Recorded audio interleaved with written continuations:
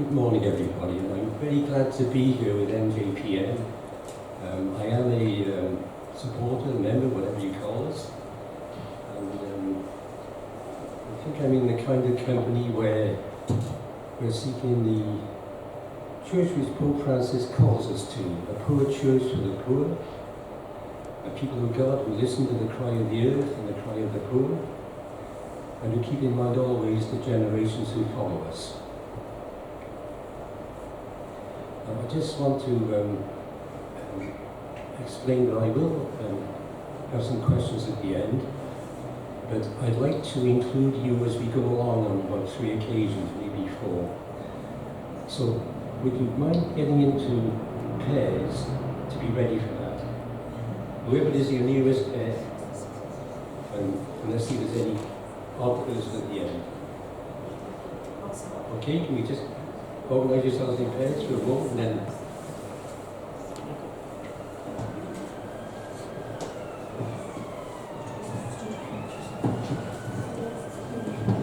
anybody not in one? Anybody didn't want to be in one?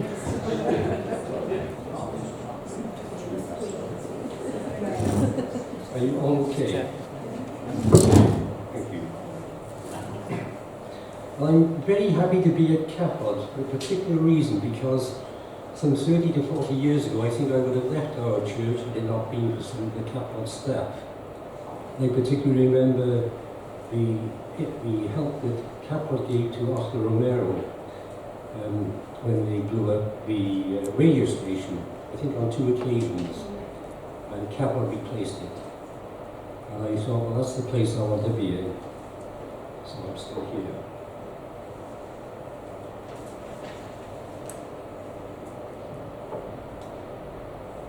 I've been invited here to speak about an organisation called Extinction Rebellion.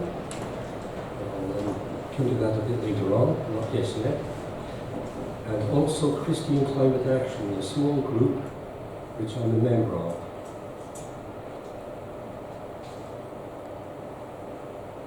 And I first of all want to share 2 experiences which I regard as vital in bringing me here today. The first was the death of my father when I was 3. And that blew a hole through my need for security and trust. And over many decades I've come to a much better place, thank God. And I think I'm now in a position where I can be with people in their own suffering and perhaps help them embrace it. And the second experience was in 1984, which I think was the first Ethiopian famine. At least that's what it was called at that time. And I was watching the news, and a mother was nursing a very sick baby. And the announcer said afterwards that the child had died 2 minutes later. And that experience of a child dying in a world of plenty of food, plenty of medicine, that really connected with me. And I just think there's so much truth in the saying that we only see some things with eyes which are without.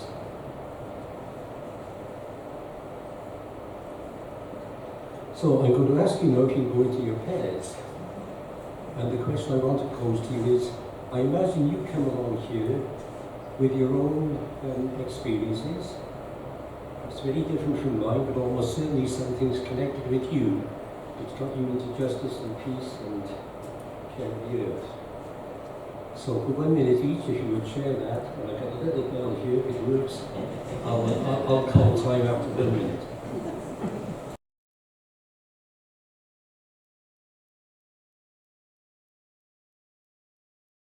Thank you. Are they going to go around these groups? Now, there is a widely open, important debate which is suppressed worldwide, namely the relationship between the global market economy and the destruction of the earth, including climate breakdown.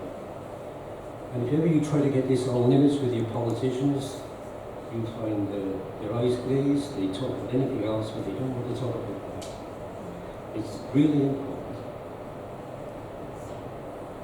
I regard civil society as extensively involved in this, and almost all NGOs are as well. And there's a very interesting website called Wrong Kind of Green, which if you have a look at, it will expose some of the ways in which this happens and some of the organisations which are particularly involved in it. And I should say at this point that I believe I'm being filmed, but I'm also going to give this talk to Jeff, and he will put on the website, and there are some references in there. So you needn't bother about notes too much if you would rather look at it from that way. Now, the foremost world statesperson who is willing to speak about this relationship between the economy and the destruction of the earth is Pope Francis. And in Joy of the Gospel, I'll just give you a couple of quotes. He described the economy as flawed at its root, flawed at its most basic. And he stated, the worship of the ancient golden calf has returned in a new and ruthless guise, in the idolatry of money and the dictatorship of an impersonal economy lacking a truly human purpose.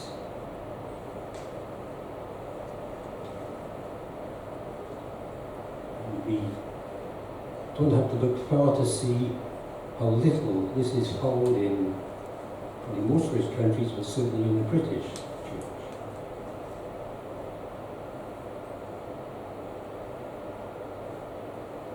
I now want to note the warning in the IPCC report, which came out last September, which was concerned with the 1.5 degree limit being not exceeded. It said that we have 12 years in which to halve our emissions to give some hope of that. Well, the UK Met Office only 3 days ago, you may have seen it on the news, said that their studies are showing that it is 5 years. So the key question is, at what rate are the emissions falling? Well, the International Energy Agency includes this in its studies. The emissions rate was plateauing between 2014 and 2016, but in 2017 it reached a record high. And when the executive director was speaking with diplomats who were preparing for the COP talks in Poland, he said to them, I have very bad news for you. We're going to have the COP meeting with global emissions at another record high. And in a Guardian interview the same month, he said that the increasing emissions were a result of the global economy driving gas, coal and oil.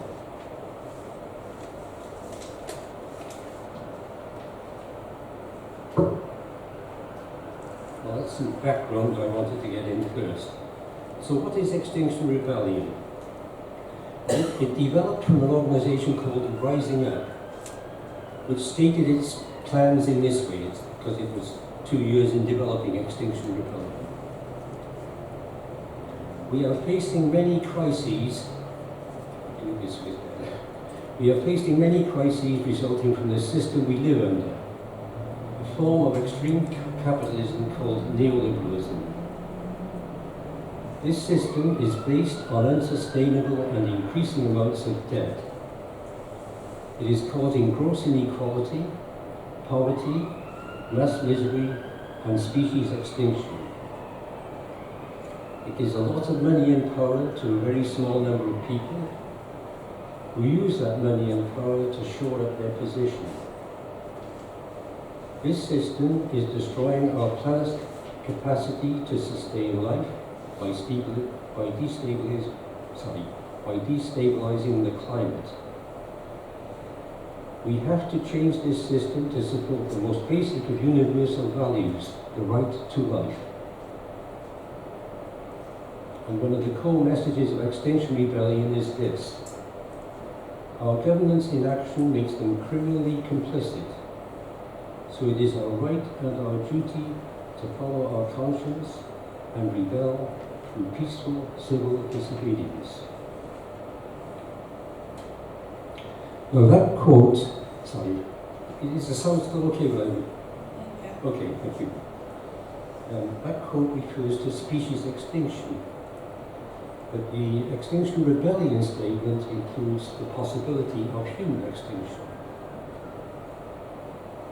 Now, if you haven't come across an article by Professor Jem Bendell, Jem-Bendell, I strongly recommend it. It came out last July. It's called, just a moment, I'll get the references.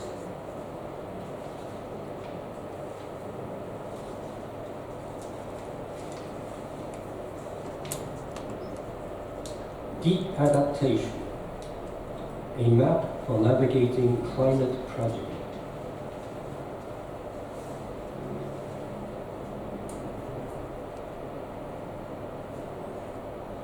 Now what he does is particularly to outline circular processes with multiple effects, sometimes called non-linear processes, which we see particularly occurring in the Arctic, and there's quite a lot of evidence for this.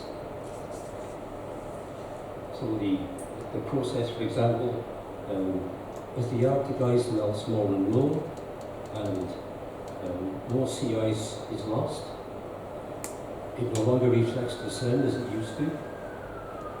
Instead, it warms the water, which in turn releases methane from the seabed and the surrounding tundra, which in turn leads to more warming and so on.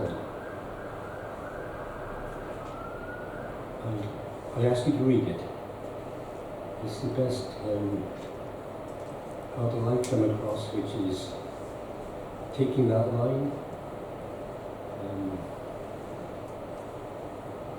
He is no doom and gloom person. In fact, he sees great possibilities in the future. Because although he is reckoning that quite soon we will be seeing very big shortages of food across the world, and the social unrest which will follow that, there will be enormous opportunities for a different kind of human living, a huge need for peace building.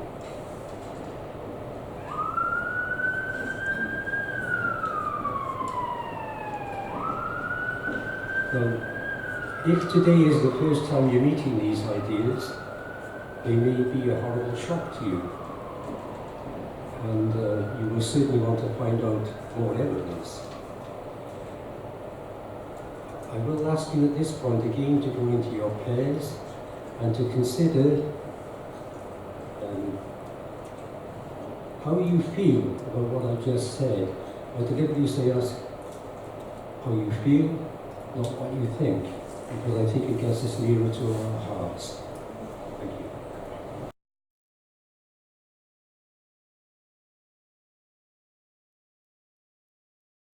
I want to say something about Christian climate action.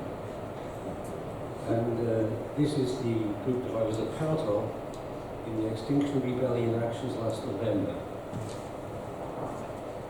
It's concerned primarily with keeping fossil fuels in the ground. That's the aim we have, and our actions are designed to follow that in some way. We acknowledge that each of us is complicit in taking them out of the ground, and we each have a responsibility for doing all that we can to reduce that.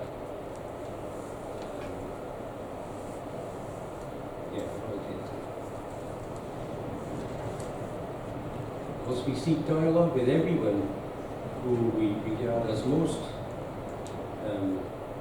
involved in the extraction and use of fossil fuels, Where that doesn't bear fruit, we are willing to take direct action, including civil disobedience. And by civil disobedience, we are meaning actions which explicitly are not violent, verbally, or indeed to persons. So it doesn't apply to property. Okay, and this last time I think we're going into these prayers, getting it, you can end this at the yo-yo. 1 minute each, and the question is, do you regard Jesus' actions in the temple as having relevance to present-day civil disobedience?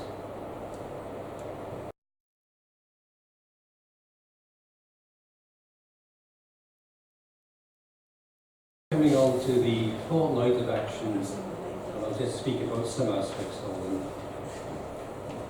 One of the most meaningful for me was being with the police. I spent quite a lot of time with them. I was arrested on 4 occasions, and once I had breakfast and shower in the police station. So there was a lot of opportunity to talk in a different context from the one of being arrested.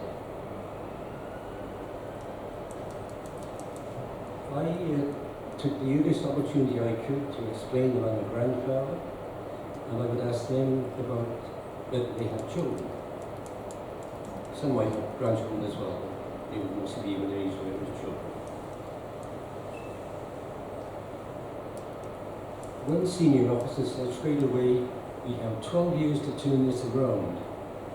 After that, this disaster for my children. And that kind of connection occurred many times. They are human beings like us, and that's all that again brought that home to me. We also had a lot of fun in our relationships with the police and with others, and I'll come on to that a bit later.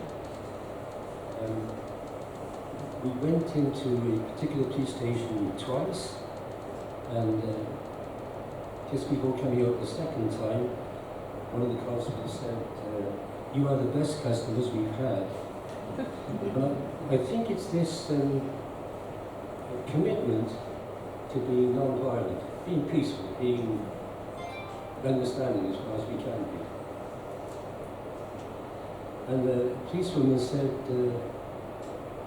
it hurts my heart for nice people to be in here.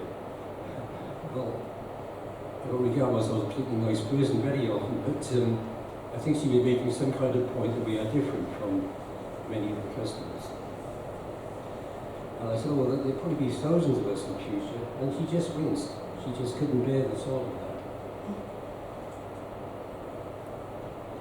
Now, whilst this is my experience, and it's coming from a rather elderly, white, middle class, probably citizen, is my experience. And I think it was of many of us in terms of relating well to the police.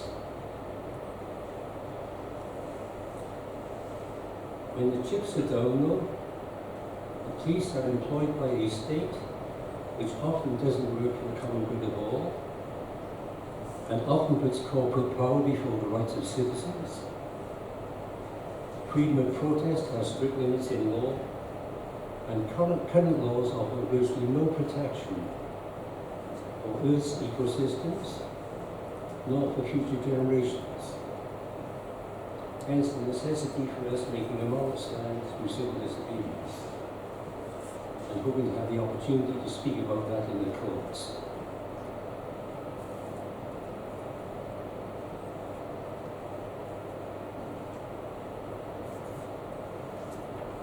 I sang a song a number of times to the police, and it's the song of appreciation.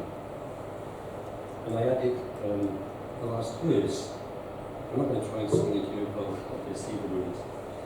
You have a difficult task. I can only ask that you keep your care going despite the cutbacks.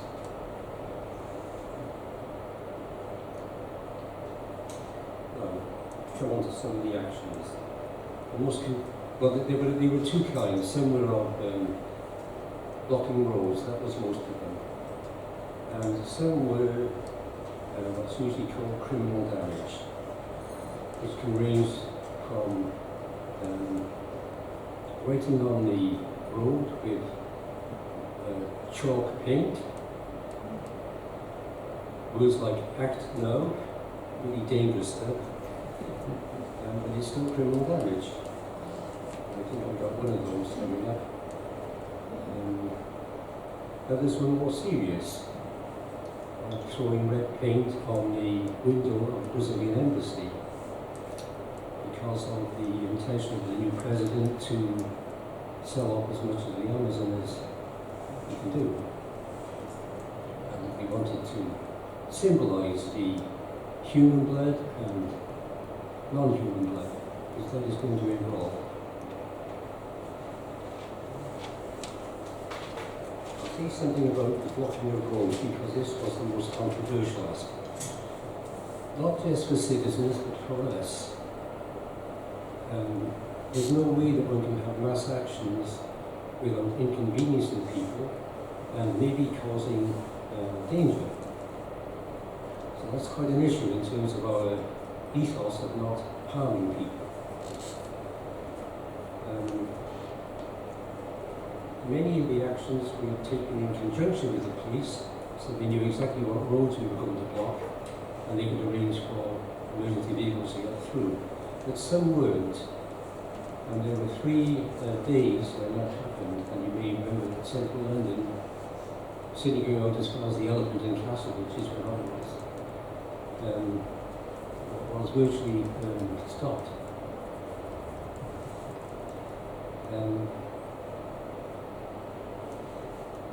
Yeah, it's something that I want to think a lot more about, and many of us do. And if you have any ideas of, basically we were trying to do 2 things in our actions. One was to let government and all politicians know that inaction, half-hearted action is finished. We're not interested in what they're doing, because what they're doing is quite inadequate. We want something much, much bigger. And the second thing was to alert citizens to the seriousness of where we are in relation to climate breakdown. And to give those who are concerned but don't yet have an avenue of what to do, where to turn, what context they can get support, to begin to consider whether they want to get into climate rebellion, Extinction rebellion. So those are the 2 aims, and I think in the second one, the latter is happening, because that is the connection with Extinction Rebellion, because in 3 months, virtually every city in the UK has an Extinction Rebellion organisation. Many towns do, and it has spread to 40 countries. So it's striking a nerve. People are having an opportunity which has been suppressed.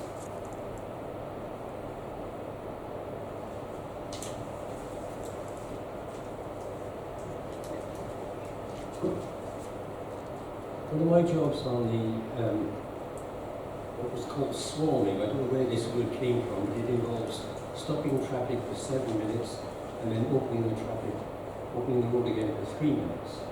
So there's a steady build-up, but it isn't a once and for all block. And we would always speak with the drivers of the first few vehicles, and I was on an inside lane, and there were many buses, so I started getting involved with bus drivers. And we had leaflets, and we also had chocolates and cakes if anybody was willing to receive them. Some people were just too angry and to want anything really except to get rid of us. But many bus drivers took the leaflet, and if the conversation seemed right, I asked if I could go into the bus. And that happened on about 5 occasions. I would tell passengers that I'm a grandfather, of his concerns, and if they would like a leaflet to know more about it, you can have one. And there was one bus driver who, without me asking, just opened the door and said, "Would you like to come in?" So I went in and I did my bit and gave on leaflets. And as I was leaving, he said, "You've got time to go upstairs," which was, it's the kind of thing that we campaigners don't meet often enough. When it happens, it's just wonderful. So that did my part.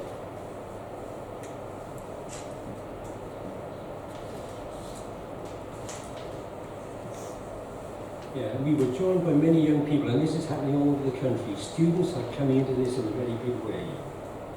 The one in Bristol, they meet every week, and there's about 100 there. Similarly in Cardiff, fewer people, but mostly young people. And we had two experienced coordinators who got us all on and off the road safely. And they were wanting more people to learn how to do that, so they asked if others would like to try it, and two of these young people did. And they took to it like ducks to water. And I was amazed to learn later that the younger one was 17. So again, it's attracting young people, very capable young people, in a way that campaigns I've been involved with over the years have not done. I just want to say something about fun, because if we don't enjoy campaigning, it's time to end it. And yeah, there was a lot of fun both in the group and particularly with police. Many of our meetings, debriefing and planning meetings, were just hilarious sometimes and really lovely.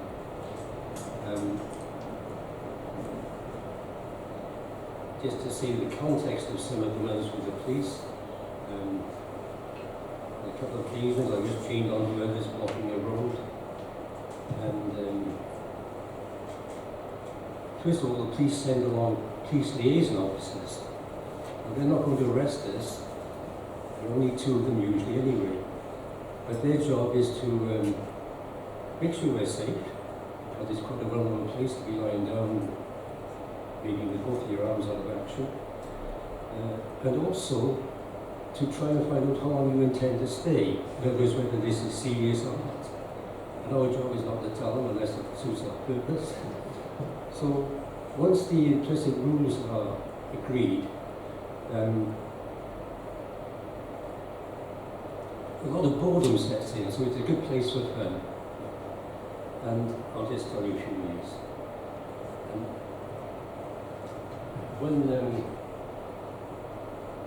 One female police liaison officer said after a while, "I'm concerned about you lying in the road when the police reopen it." Well, I would be concerned about that as well. And she said, "Would you like to come aside with me for a while? We can have a little talk about this." Oh, I said, "My mum always told me never to walk with strange women." And sometimes the right words popped up. It's like what I call Holy Spirit words. Waiting for a police van to arrive, and a freelance reporter with Extinction Rebellion was speaking to me as I was being led off. And he said, "What are you charged with?" And I said, "Trying to protect the earth." "Where are they taking you?" "Heaven."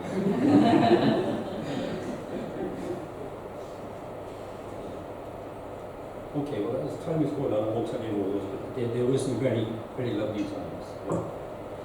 And just now, being with friends old and new in Christian Climate Action, the integration of prayer and action was an ongoing strength. And I experienced the truth of where two or three are gathered, in Jesus' name, prayers are answered. Shared prayer at times of uncertainty and risk was a special gift. Many people don't like being in a cell on their own, but I quite enjoy the solitude.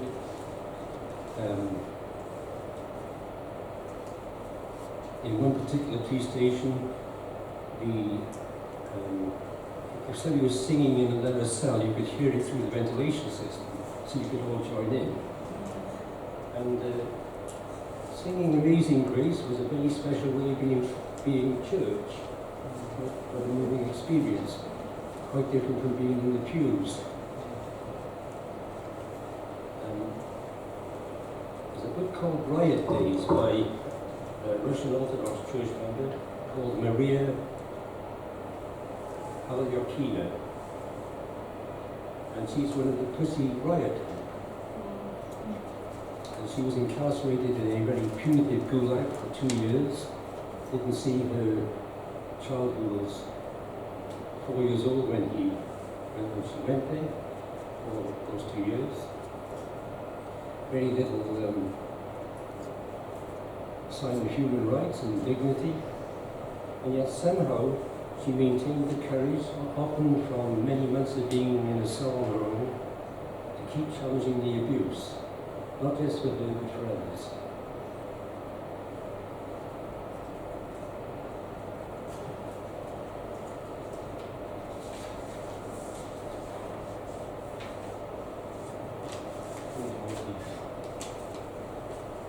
So compared with Maria, what I experienced was peanuts. And I have no doubt that ahead of us lies a very different level of power and domination and the opposition which we can expect.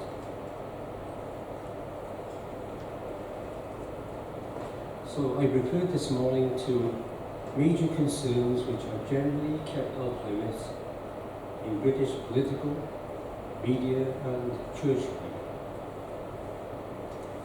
One is the relationship between the global economy and the destruction of the earth. Another is the utter seriousness of runaway climate breakdown.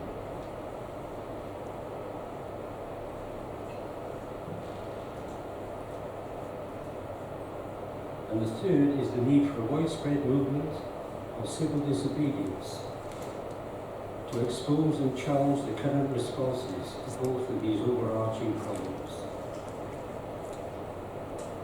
There is as yet no sign that either government nor opposition are beginning to engage with them with the kind of seriousness and urgency which is essential. Nobody's mainstream media agenda, with the honourable exception of some people like George Monbiot. Nor is the British and Irish Church, nor the NGOs. When the Climate Coalition, which claims 15 million supporters, initiated its Show the Love campaign, I was really delighted. I thought it was a very important way of connecting with people's motivation. But it hasn't been linked to the kind of truths that I'm speaking. I think that when love isn't related to truth, we can get into something which is towards sentiment. It isn't what is necessary.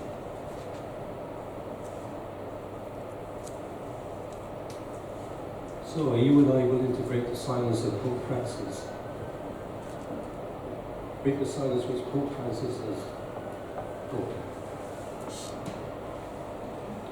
Now, you may have picked up that whilst I'm not optimistic about the future, I am grateful to keep refinding hope and if we can at least slow down this impending catastrophe, that's a wonderful task in which to take part. And if the human race is heading towards the suffering which Gavin Bennett and other sources predict, even to possible extinction, then we pray that each of us will be given the grace to live that process with mutual love and care. Many times in our group, we reminded ourselves that the outcome of what we do is unknown. It's in the hands of the God of love. Our job is to respond to the prompting of God's Spirit, the Spirit who blows where she will. Her presence has been palpable across this burgeoning movement in November and since. And just to say that before I take questions, I would like us, if you will, to say the prayer to the Holy Spirit at the end, because that last phrase, and you will renew the face of the earth, has come to have a very important meaning. Heaven knows what. But it does seem a promise, certainly a request, a very loud one from the heart. And the response will be good. We just don't know what it is. Thank you.